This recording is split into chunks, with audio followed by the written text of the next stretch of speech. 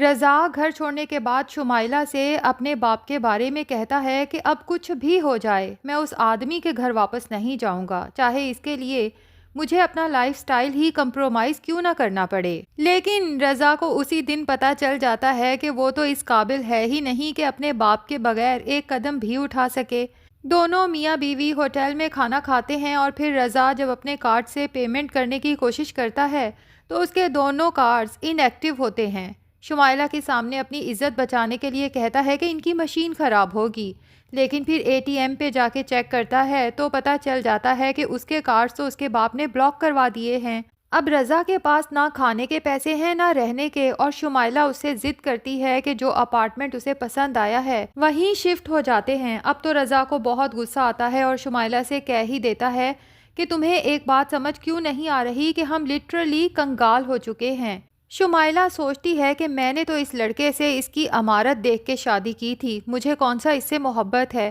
تو اب بہت جلد شمائلہ اس رضا کو اکیلے چھوڑ کے چلی جائے گی، جس کے بعد جا کے رضا کو احساس ہوگا کہ اس کے ماں باپ نے تو صحیح پریڈکشن کی تھی اس لڑکی کے بارے میں کہ یہ لڑکی تم سے نہیں تمہارے پیسے سے محبت کرتی ہے۔ ادھر رضا کا بھائی ثاقب جو آؤٹ آف کنٹری رہتا ہے اپنی ماں کے سمجھانے پہ اپنے باپ سے بات کرتا ہے کہ آپ کو رضا کو اس طرح گھر سے نہیں نکالنا چاہیے تھا، جو بھی ہے وہ آپ کی اولاد ہے، اب پتہ نہیں وہ کہاں مارا مارا پھرے گا۔ لیکن رضا کے فادر کہتے ہیں کہ ایک دفعہ اسے در در کی خاک چھاننے دو تاکہ اسے بھی احساس ہو جائے کہ اپنے باپ کے بغیر وہ ایک قدم بھی نہیں اٹھا سکتا۔ اور رضا کی ماں کو اپنی دوست کے تھرو پتہ چل جاتا ہے کہ سائرہ امید سے ہے، وہ تو بہت پریشان ہو جاتی ہے کہ اب کس منہ سے سائرہ کو واپس لے کے آئیں۔ رضا تو دوسری شادی کر چکا ہے اور سائرہ کے ماں باپ کسی صورت بھی اپنی بیٹی کو اب رضا کے ساتھ زندگی گزارنے کی اجازت نہیں دیں گے، اسی لیے رات کو جب لیٹتی ہے تو پریشانی میں اپنے شوہر سے کہہ ہی دیتی ہے کہ رضا کی پریشانی تو ایک طرف، لیکن زیادہ پریشان میں اس کے ہونے والے بچے کے لیے ہوں۔ جس پہ رضا کے فادر کہتے ہیں کہ کیسی باتیں کر رہی ہو، تمہیں اچھے سے پتا تو ہے کہ رضا نے وہ سب جھوٹ بولا تھا اپنی دوسری بیوی کو اس گھر میں لانے کے لیے۔ جس پہ رضا کی ماں کہتی ہے کہ میں رضا کی دوسری بیوی کی نہیں بلکہ اس کی پہلی بیوی سائرہ کی بات کر رہی ہوں، مجھے آج ہی پتا چلا ہے کہ سائرہ امید سے ہے۔ یہ سن کے تو رضا کے فادر بھی بہت زیادہ بے چین ہو جاتے ہیں، ویسے بھی انہیں اپنی بہو سائرہ بہت پسند ہے، اور اب تو اتنی بڑی خوشخبری سننے کے بعد ان کا بس نہیں چلتا کہ ابھی سائرہ کے پاس جاؤں اور اسے منا کے گھر لے آؤں۔ لیکن اپنی بیوی سے تشویش کا اظہار کرتے ہوئے کہتا ہے کہ تمہارے نالائق بیٹے رضا نے جو گل کھلائے ہیں اس کے بعد مجھے نہیں لگتا کہ سائرہ کبھی بھی گھر واپس آئے گی۔ لیکن رضا کی ماں ایسی ظالم عورت ہے کہ اپنے شوہر سے کہتی ہے سائرہ کی کیا مجال، اس بچے پہ ہمارا حق زیادہ ہے، وہ ہمارے رضا کا بچہ ہے، اسے تو یہاں آنا ہی پڑے گا، اور اگر بالفرض وہ نہیں بھی آتی تو میں اپنے رضا کی اولاد تو اس کے حوالے نہیں کروں گی، ہم اپنے بچے کو تو اپنے پاس لے آئیں گے۔ رضا کے فادر پھر بھی نرم دل انسان ہیں، انہیں اپنی بیوی کی اس بات پہ بہت افسوس ہوتا ہے کہ بھلا ایک عورت ایک ماں کو اپنے بچے سے دور کرنے کا کیسے سوچ سکتی ہے۔ اب رضا کے فادر ہی اپنی بیوی کو احساس دلائیں گے کہ سائرہ بہت سلجھی ہوئی بہت اچھی لڑکی تھی، لیکن تم نے اور رضا نے اس کی قدر نہیں کی۔ اب دیکھ لیا نا کہ رضا کی دوسری بیوی نے کیا گل کھلائے ہیں، ایک تو چوری کی اور پھر بجائے شرمندہ ہونے کے ہمارے بیٹے کو ہمارے ہی خلاف بھڑکا دیا کہ ہم نے جان بوجھ کے اس پہ چوری کا الزام لگایا ہے۔ اب بھی اگر تمہیں عقل نہیں آتی تو مجھے بہت افسوس ہوگا، بہتر یہ ہے کہ تم جا کے سائرہ سے معافی مانگو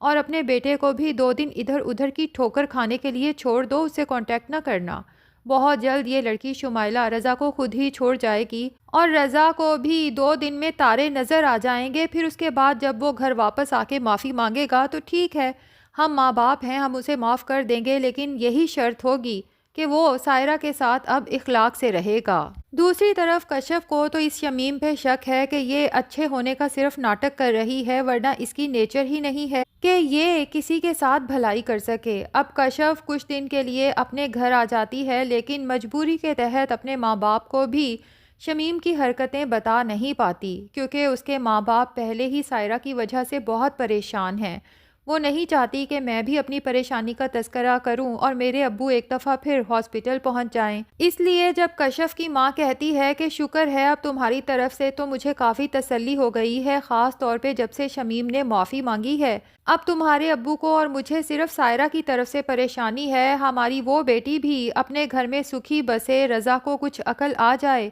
تو ہم دونوں بھی سکھ کا سانس لیں۔ اور ادھر عبدالباری کو احساس ہونے کی بجائے کہ اس نے کشف کے ساتھ بدتمیزی کی ہے، الٹا کشف کے بارے میں ہی نیگیٹو سوچنے لگتا ہے، کیونکہ شمیم تو اپنے بھائی کے سامنے یوں شو کراتی ہے جیسے ابا جی کے انتقال کے بعد اس کے اندر سے شیطان بالکل نکل چکا ہے۔ تو عبدالباری کو اب کشف پہ ہی غصہ آتا ہے کہ اسے شمیم باجی کو سمجھنے کی کوشش کرنی چاہیے۔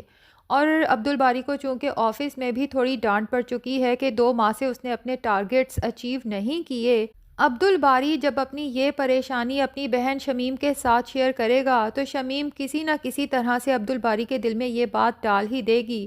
کہ یہ سب کچھ بھی کشف کی وجہ سے ہوا ہے، اس نے تمہیں 2 مہینے سے پریشان کر رکھا تھا، اس کی وجہ سے تمہیں گھر بھی چھوڑنا پڑا اور جاب پہ بھی فوکس نہیں کر پائے، اور خود دیکھو کتنے مزے سے اپنے ماں باپ کے گھر میں جا کے بیٹھ گئی ہے، اسے ذرا پرواہ نہیں ہے کہ میں اکیلی سارا دن گھر کے سارے کام کرتی ہوں۔ بہرحال ادھر کشف کے پیرنٹس سوچتے ہیں کہ کشف اتنے دن سے گھر میں ہے، کہیں اس کی عبدالباری سے لڑائی تو نہیں ہوئی، تو کشف محض اپنے پیرنٹس کو تسلی دینے کے لیے کہ ایسا کچھ بھی نہیں ہے اپنے گھر مجبوراً واپس آ جاتی ہے، حالانکہ اب اس کا شمیم کی شکل دیکھنے کا بھی دل نہیں چاہتا۔ اور شمیم جب دیکھتی ہے کہ گھر پہ کوئی بھی نہیں ہے، کشف اکیلی ہے، تو بالآخر اپنا اصل چہرہ اس کے سامنے دکھا دیتی ہے۔ کشف سے کہتی ہے کہ تمہاری وجہ سے میرا باپ مجھ سے ناراض ہی اس دنیا سے چلا گیا، تمہاری وجہ سے عبدالباری مجھ سے ناراض ہوا اور گھر چھوڑنے پہ مجبور ہو گیا، تم کیا سمجھتی ہو کہ میں نے سچ میں تمہیں معاف کر دیا؟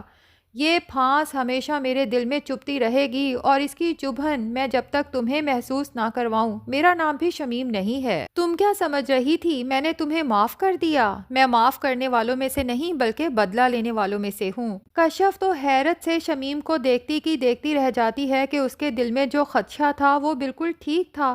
شمیم نے سب کے سامنے شرافت کا ماسک چڑھا رکھا تھا، اور اس کا اصل چہرہ اتنا بھیانک ہے کہ کشف اب چاہ کے بھی شاید عبدالباری کو نہ دکھا پائے، لیکن لگتا یہی ہے کہ شمیم کا یہ پردہ بالآخر نسیم اٹھائے گی، کیونکہ اسے تو اپنی بہن پہ شبہ ہونے لگا ہے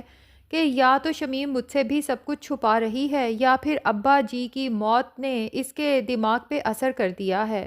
کیونکہ اور کوئی سمجھے یا نہ سمجھے لیکن نسیم اپنی بہن کی خصلت سے بہت اچھی طرح سے واقف ہے، اور یہ سب ہوگا تب جب شمیم نسیم سے تنگ آ چکی ہوگی کہ سارا دن کوئی کام تو کرتی نہیں، سر پہ پٹی باندھ کے بس پڑی رہتی ہے سر درد کا بہانہ بنا کے، تو شمیم نسیم سے کہے گی کہ کافی دن ہو گئے ابا جی کے انتقال کو، اب تو سوگ کے دن بھی ختم ہو گئے، تو تم بھائی اپنے گھر واپس جاؤ اپنی بیٹی کو لے کے، ہمارے گھر کے حالات تو پہلے ہی بہت خراب ہیں، ہم اتنے لوگوں کا خرچہ نہیں اٹھا سکتے۔ تب جا کے نسیم اس شمیم کی اصلیت معلوم کرنے کی کوشش کرے گی اور عبدالباری کو بتائے گی کہ جسے تم اپنی خیر خواہ سمجھ رہے ہو، دراصل یہ میٹھی چھری بن کے تمہارے اور کشف کے رشتے کی جڑیں کاٹنے میں مصروف ہے۔ تو ناظرین، دونوں ہی بہنیں کشف اور سائرہ اس وقت مشکل زندگی گزار رہی ہیں، اگرچہ اس کی وجہ ان کے سسرال والے یا شوہر ہیں، لیکن غلطی تو منور صاحب یعنی کہ ان کے فادر کی بھی ہے کہ شمیم کی باتوں میں آ کے دونوں بیٹیوں کا رشتہ کر دیا، یہ سوچے بغیر کہ وہ آگے خوش بھی رہیں گی یا نہیں۔ تو ناظرین، کیا خیال ہے، کیا کشف اور سائرہ کی اس بربادی کا اصل ذمہ دار ان کا باپ ہے یا شمیم؟ کمنٹ سیکشن میں ضرور بتائیں۔ ویڈیو پسند آئی ہے تو لائک اور چینل کو سبسکرائب بھی ضرور کر لیں۔